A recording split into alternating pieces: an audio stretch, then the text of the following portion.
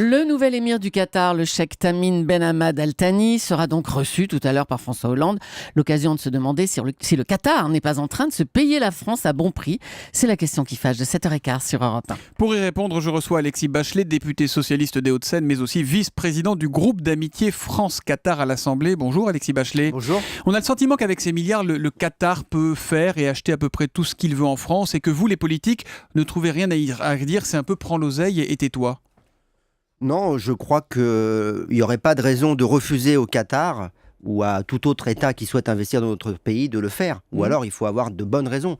Je ne vois pas aujourd'hui ce qui justifierait qu'on refuse, par principe, le Qatar de venir investir dans notre pays, sachant que le Qatar fait partie des plus gros investisseurs du monde parce qu'il a un fonds souverain. Il y en a une cinquantaine dans le monde. Le plus important, rappelons-le, c'est la Norvège et Abu Dhabi, les Émirats Arabes Unis. Le Qatar, c'est en 12e position. Donc, ils n'ont pas encore les moyens de s'acheter tout ce qu'ils veulent. Et en même temps, on leur déroule vraiment le tapis rouge. Qu'est-ce qui justifie aujourd'hui les avantages fiscaux accordés au Qatar pour ses investissements, notamment les investissements immobiliers qui ne sont pas imposables sur les plus-values ? Alors ça, c'était un avantage qui avait été, je dirais, obtenu par l'ancien émir avec l'ancien président Sarkozy. Et qui avait été voté aussi par les députés socialistes. Oui, c'était un peu plus compliqué que ça, mais en tout état de cause, cet accord n'a pas été remis en cause. La volonté, il faut le remettre en cause ou pas ? La volonté. Moi, je ne suis pas sûr aujourd'hui que ça serait justifié de le signer en l'état aujourd'hui. Maintenant, on ne va pas remettre en cause quelque chose qui a été décidé. Je pense que c'était un signe pour les investisseurs qataris de venir dans notre pays. Aujourd'hui, ils y sont, ils ont investi. Voilà, moi je pense que c'est une bonne chose pour le pays d'avoir cet argent en France plutôt qu'ailleurs. Mais on ne revient pas sur ces niches fiscales. Les résidents du Qatar ne payent pas l'ISF pendant leurs 5 premières années en France. Alors au moment où on cherche des économies partout, il y a la loi de finances rectificative qui arrive à l'Assemblée. C'est curieux quand même, non ? Oui, enfin, je pense qu'on peut effectivement ce matin faire la chasse aux niches fiscales. Il y en a plus de 150.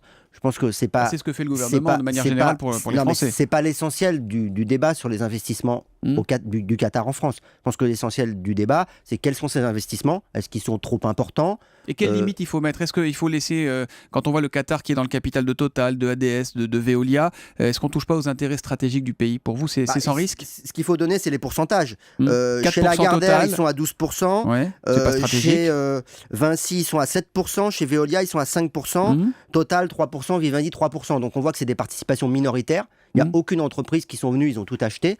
Et puis, si on se place un peu à un autre niveau, ils ont 7% du capital de Volkswagen. Est-ce que vous pensez qu'en Allemagne, on a ce type de débat ?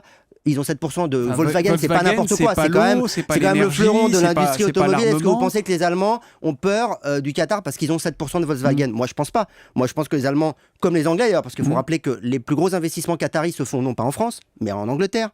Ils investissent un peu partout dans le monde. La question, c'est est-ce que ces investissements sont utiles à l'économie française ? Est-ce qu'ils sont utiles pour l'emploi ?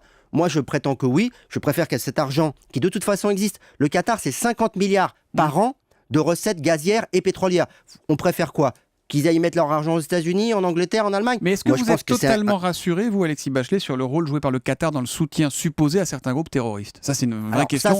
Ça, c'est la question qui fâche. Et alors ? Ça, effectivement, on peut avoir des choses à dire au gouvernement du Qatar sur certaines relations qu'ils entretiennent avec certains groupes.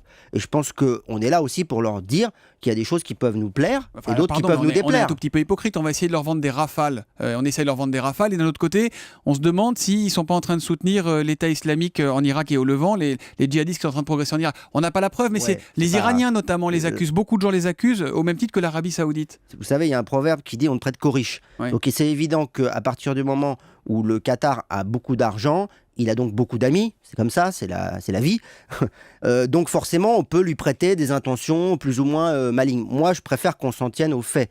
Le Qatar, aujourd'hui, je vous le rappelle, c'est aussi le pays qui a créé la chaîne Al Jazeera. La chaîne Al Jazeera, c'était la voix de la liberté dans le monde arabe. C'est notamment grâce à cette chaîne, à cette télévision, qu'il y a eu le printemps arabe. Donc vous voyez, c'est un peu plus nuancé.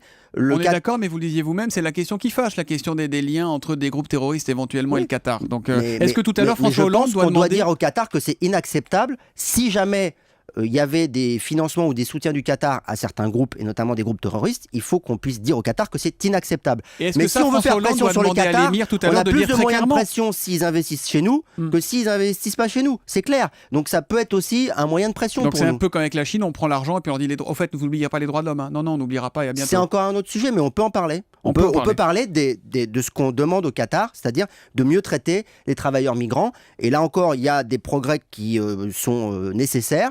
Mais je crois que c'est pas en se refermant sur nous-mêmes et en disant oh là là, on discute pas avec personne qui ont pas les mêmes valeurs que nous, qui sont pas dans une démocratie, parce que on va pas raconter d'histoire aux gens.